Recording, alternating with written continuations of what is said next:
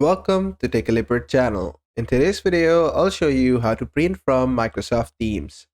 So at first, just go to the chat in which you have the file, or just come to your Teams or Communities, and then inside Communities, find the file that you want to print over here. You can just go inside Files from over here and let it load. You'll find your file over here. After that, just click on the More option icon or the three dot icon and click on Open in Browser. This is going to open our file in our browser. Just give it some time. Give it like 5 seconds and it will load the entire file over here. And after it does, we can print it from here.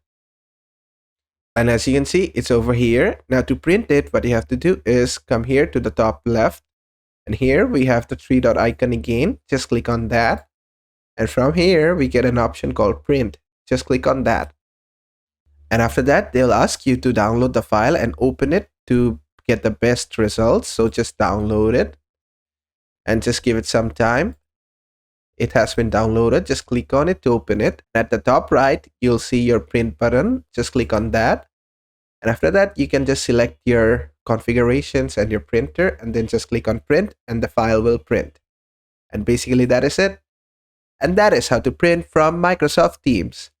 I hope this video was helpful. If it was, please give it a thumbs up and don't forget to subscribe.